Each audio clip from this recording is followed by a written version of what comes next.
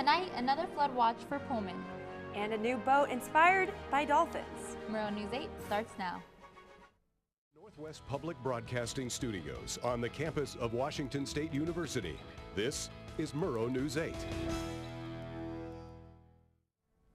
Good evening, I'm Kayla Bautista. And I'm Kanara Heinke. Welcome to Murrow News 8. The flooding in Pullman may not be over just yet.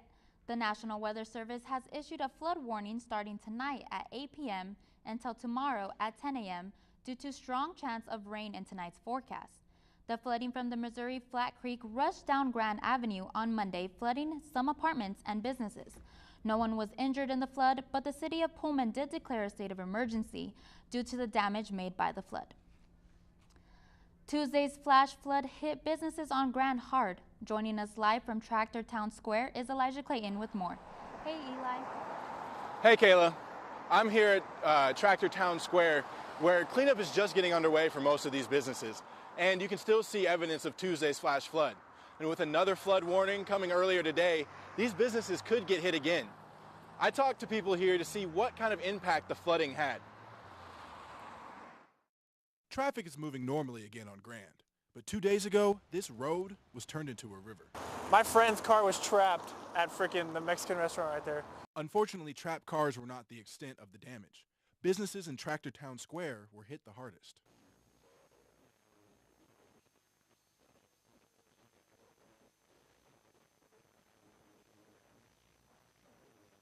Workers and customers at Cool Nails were inside when waters began to rise. Firefighters had to break a window to get them out. The water was up to right here, so we had to get rescued because it was moving way too fast. Now they're left, trying to pick up the pieces. Really devastated. We're just salvaging what we can right now.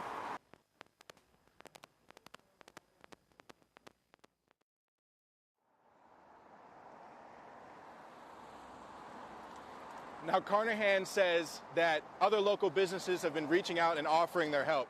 And Cool Nails said that they set up a GoFundMe to help cover their damages. You'll be able to find more information about that on Murrow News 8 website. Kayla, back to you. That's Elijah Clayton reporting live from Tractor Town Square. Thanks, Elijah. Speaking of flooding, Kanara, are we going to see any more rain coming this weekend? Yes, Kayla. Unfortunately, we will be seeing some more rain. As you can see today, we saw some rain. Temperatures tonight will dip into the high 30s. However, we're going to see more rain for the evening as well. If we take a look at tomorrow, temperatures are going to get up into the low 50s, but still more rain, unfortunately. So that's going to be your weather for tomorrow. If we take a look at the state map, guys, as you can see on the west side, temperatures were in the mid-50s, as well as on the east side. Rain on both sides of the state. However, central Washington was pretty lucky and did see some sun. They actually dodged the rain completely, which is really awesome for them. So that's the state weather. If we take a look at the 5-day forecast, as you see, we're going to have some more rain for Mom's weekend, which is a little bit of a bummer. But on Monday, we are going to see some cloudy weather. So that's going to be peeking through, then some rain again on Tuesday. That's all for our weather, Kayla. Back to you at the desk. Thanks, Kanara. I'll be sure to tell my mom to bring her rain boots and umbrellas this weekend.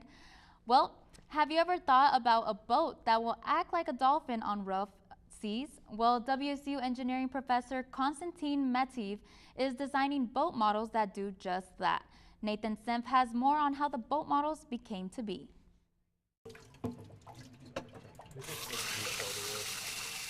Visions of new ways to build boats started in Konstantin Metiv's mind at a very young age in Russia. So when I grew up in Russia, so my parents were naval architects. So from early childhood I was exposed to ships and boats, so I visited a lot of shipyards. Today, Metiv is fulfilling his vision with a $300,000 National Science Grant to test his theory that creating an airspace under ships would allow them to glide on the water's surface like a dolphin. So dolphins, as other marine animals, can adapt their bodies to optimize performance according to environmental conditions and specific tasks they have in mind. Metiv expresses that his vessel designs will reduce resistance, allowing the vessel to take shape to any wave and lessen the amount of cargo and naval ships lost at sea. So if we make ship hulls also adaptable to sea waves or to cargo they need to carry, so presumably we can improve the efficiency. The research also includes student experiments on how air and water pressure affect ships. My favorite part is just watching the water flow. Well, when you're watching the air cavity form, for example, the air-water interactions can do fairly complex things, and it's really neat to watch. Another aspect of student research is digital experiments. This experiment models how the bottom of the ship interacts with waves and the effect that it has on its performance. Basically taking your physics and modeling the equations behind them, and then using numerical methods to solve the equations and then create kind of virtual experiments on the computer. Mativ and his student researchers plan on going to different conventions to make seafaring safer and more efficient. With videographer Claire Martin-Tellis, I'm Nathan Senf for Murrow News 8. When we come back, a familiar Moscow face is named president of the U of I. And Idaho celebrates their 23rd annual Hemp Fest when Murrow News 8 continues.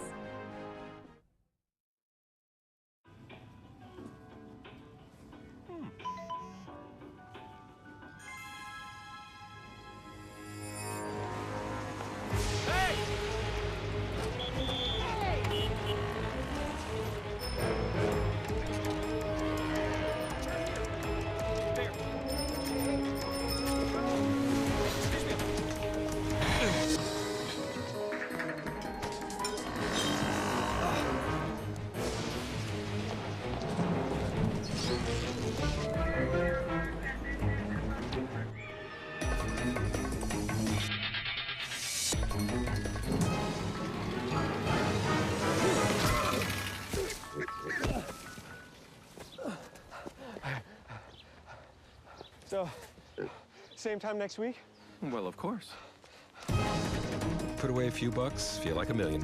For free tips to help you save, go to Feed the Pig.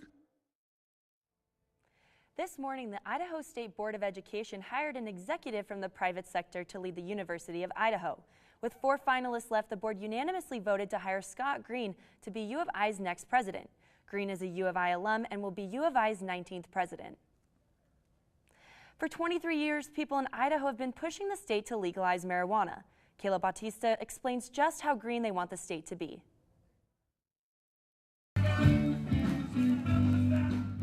Moscow hosted their 23rd annual Hemp Fest at the Latah County Fairgrounds this past weekend. According to the Moscow Hemp Fest website, their mission is to provide information about the hemp and cannabis movement and advocate for medical marijuana in the state of Idaho. It's awesome. Yeah, we like it because it's the one day of the year that we can come from Washington State into Idaho and sell our art. So that's pretty cool for us to be able to spread the love. Idaho currently prohibits smoking cannabis and selling edibles and other drugs. However, the 2018 Farm Bill does not consider hemp as marijuana. So we figured out that we might as well try and do our own thing and just like help people out in our community by selling these products. Vendors say they hope Idaho realizes the benefits of legalizing marijuana. I think Idaho just needs to jump on that boat because, you know, incarcerating people, charging them, it hurts the economy. It's been shown to be effective for tax, collecting and all that. You find people a little nicer, a little more smiley in Washington. I'd like to see that everywhere, wouldn't you? Kayla Bautista, Murrow News 8. After the break, Nathan Senf tells us about Unified Sports Day. And he will tell us what Cougar lineman is headed to Nashville when Murrow News 8 returns.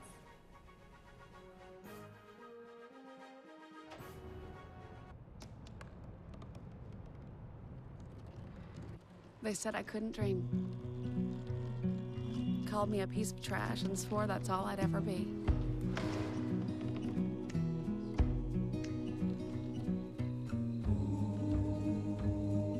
Said a bottle couldn't see the ocean.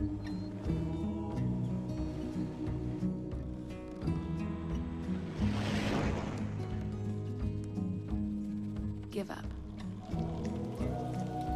Go back to the dumpster. But I didn't listen. I made my way.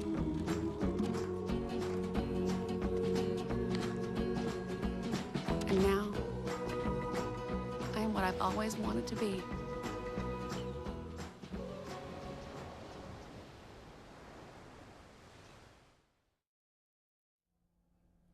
Welcome back.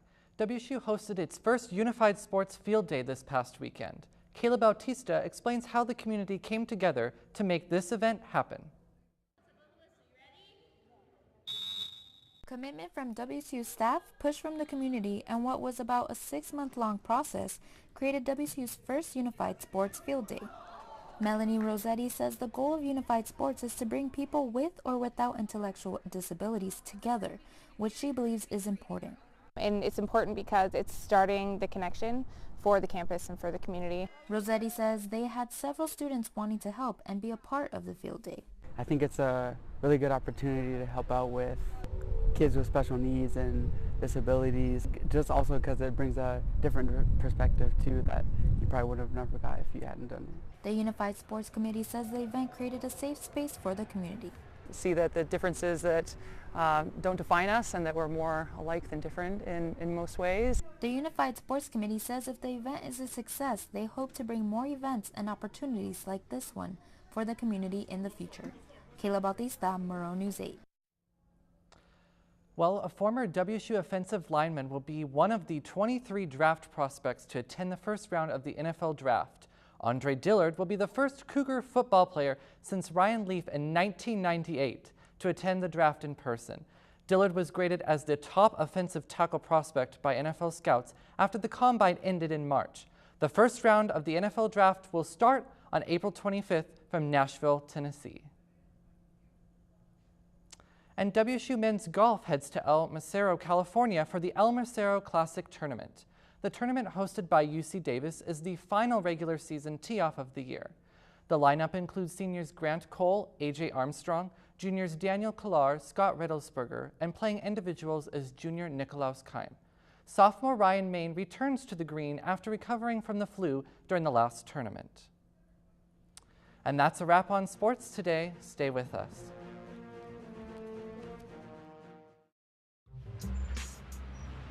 I'm one unlucky guy. The chance of being involved in a robbery is 1 in 757. The chances of being struck by lightning. 1 in 750,000. Please fasten your seatbelts for unexpected turbulence. The chances of being a victim in an airline crash, 1 in 29 million. Hey, could I get some peanuts? The chances of being involved in a car crash are far greater than lightning strikes and plane crashes. And if you are texting while driving, your risk of crash increases 23 times. Now, I may be an unlucky guy, but I don't have to be part of that statistic, and neither do you. Drive responsibly.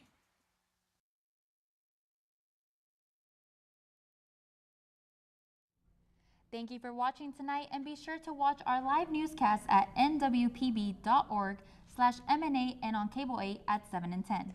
Don't forget, you can also follow Murrow News 8 on Facebook and Twitter. Have a good night, Pullman. So